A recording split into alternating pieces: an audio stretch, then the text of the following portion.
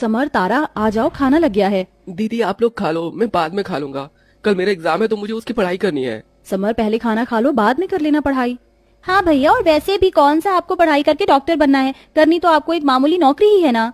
नहीं तारा, ऐसा मत कहो। मैं कोई मामूली नौकरी नहीं करना चाहता, बल्कि पढ़ लिख कर एक बड़ी सी कंपनी में काम करना चाहता हूँ, ताकि मैं तुम्हें और दीदी को एक अच्छी जिंदगी दे सकूं और हम इस गरीबी से हमेशा हमेशा के लिए छुटकारा पा सके। इन सब के बारे में बाद में सोचना, पहले खाना खा लो। अक्षरा की बात सुन समर किताबें बंद कर अपनी दोनों बहनों के साथ खाना खाता है और फिर रात भर पढ़ाई करता है और ऐसे ही 2 हफ्ते गुजर जाते हैं। दीदी देखो, मैंने इस सूट की तुरपाई अच्छे से कर दी है ना। हाँ तारा, तुमने तो इस बार तुरपाई बिल्कुल ठीक की है। अब मैं भी जल्दी से ये सूट सिल दूं, काकी ने कब से ये सूट सिलने के लिए दे रखा है। अक्षरा एक दर्जी होती है जो आसपास के लोगों के कपड़े सिलकर अपनी छोटी बहन तारा और भाई समर को पढ़ाती है। दोनों बहनें बात कर ही रही होती हैं कि तभी समर हाथों में लड्डू का डिब्बा लिए आता है। दीदी तारा जल्दी से मुंह मीठा करो। क्या हुआ? अरे पहले मुंह तो मीठा करो। समर दोनों बहनों को अपने हाथों से लड्डू खिलाता है। अब तो बता, हुआ क्या? दीदी मैंने पूरे स्कूल के साथ साथ पूरे जिले में टॉप किया है। क्या तू सच कह रहा है? माता रानी तेरा बहुत बहुत शुक्रिया। इसलिए दीदी मैं अब अपने आगे की पढ़ाई के लिए बाहर शहर जाना चाहता हूँ। मैं खूब मन लगाकर पढ़ूंगा और एक कामयाब इंसान बनूंगा। मैं आपसे बहुत बड़ी चीज मांग रहा हूँ, लेकिन दीदी ये मेरे सपने के साथ साथ मेरी आने वाली किस्मत भी है। तूने कहा मुझसे आज तक कुछ मांगा है? तुझे शहर जाकर पढ़ाई करनी है ना, तू कर। तू मन लगाकर पढ़ाई करना और पैसों की फिक्र बिल्कुल मत करना।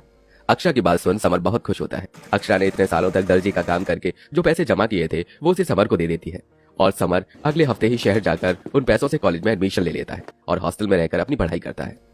अरे तारा, तू स्कूल नहीं गई? मैं स्कूल नहीं जाऊंगी भैया की पढ़ाई के लिए। अब आपको पहले से भी ज्यादा और मेहनत करनी होगी, इसलिए अब मैं आपका पूरा साथ दूंगी। अपनी छोटी बहन की बात से अक्षरा की आंखों में आंसू आ जाते हैं, जिसके बाद जहां अक्षरा घर में दर्जी का काम करती वहीं तारा मजदूरी करना शुरू कर देती है। अक्षरा, मेरा सूट सिलाया नहीं। हे भगवान, ये क्या अक्षरा, तुम तो बिल्कुल पसीने से नहा गई। भला इतनी गर्मी में तुम बिना पंखे के काम कैसे कर सकती हो? ऊपर से तुम्हारी ये झोपड़ी भी कोयले की तरह भभक रही है।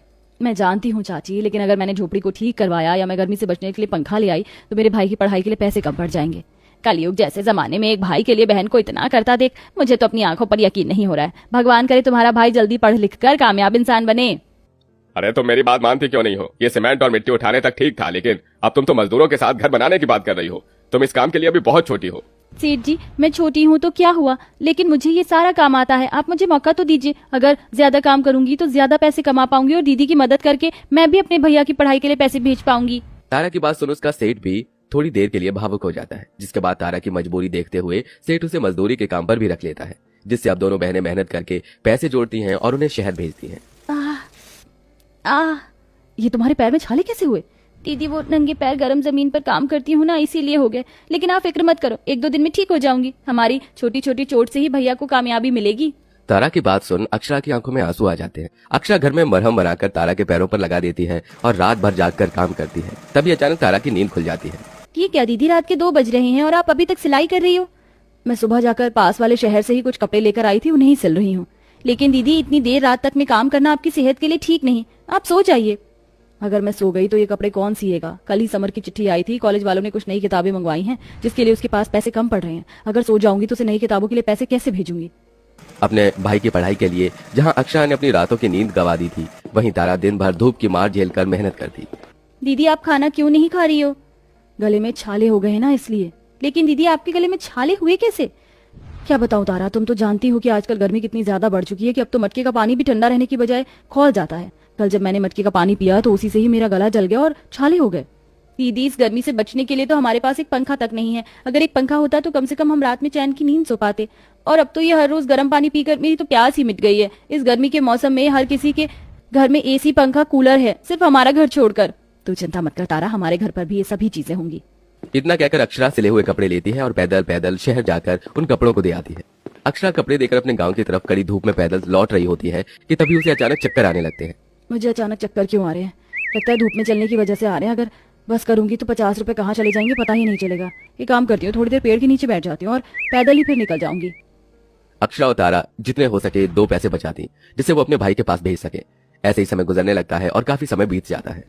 तारा, जरा इस सुई में धागा डाल देना, ठीक से सुई का छेद दिखाई नहीं दे रहा है।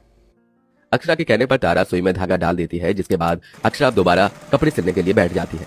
तभी तारा देखती है कि अक्षरा कपड़ों के बॉर्डर को सिलने के बजाय उसे बीच से सिल रही है। अरे दीदी, आप क्या कर रही हो? आपने सारा कपड़ा ही खराब कर दिया। क्या करूँ तारा, कुछ दिनों से ठीक से दिखाई नहीं दे रहा है। अक्षरा की बात सुन तारा अक्षरा को जल्दी से नजदीकी सरकारी अस्पताल में ले जाती है, जो आंखों का डॉक्टर अक्षरा की आंखों को चेक करता है, जिससे उसे पता चलता है।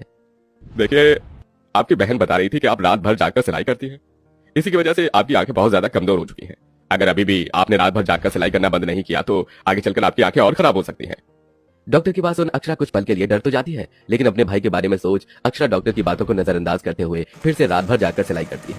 और ऐसे ही कुछ वक्त और गुजर जाता है। अक्षरा रोज की तरह कपड़े लेकर पैदल पैदल शहर जा रही होती है कि तभी अचानक अक्षरा को चक्कर आने लगते हैं और वो एक गाड़ी के सामने बेहोश हो जाती है। गाड़ी में बैठा आदमी जैसे ही बाहर आकर अक्षरा को देखता है तो उसे अपनी आंखों पर यकीन नहीं होता, क्योंकि वो आदमी कोई और नहीं बल्कि समर होता है। हे भगवान, ये तो दीदी है।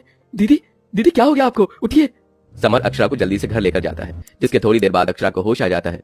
इतने समय बाद अपने भाई को अपनी आंखों के सामने देख अक्षरा की आंखों में खुशी के आंसू आ जाते हैं। मेरे भाई तू आ गया, कैसा है? तुझे पता है मैं तेरी कितनी याद आती थी, और ये क्या, तू तो सूट बूट पहन कर आया है। क्योंकि अब आपका भाई एक बहुत बड़ा आदमी बन चुका है। इसी बात की खुशखबरी देने के लिए आप लोगों के पास आ रहा था, लेकिन रास्ते में इतना सब कुछ हो गया। पता है, मैं आप दोनों के लिए एक बहुत अच्छा सरप्राइज भी लेकर आया हूँ। समर घर से बाहर जाता है और 2 बड़े बड़े बॉक्स लेकर आता है। इसके अंदर क्या है समर? दीदी, इसके अंदर एसी और इसके अंदर फ्रिज है।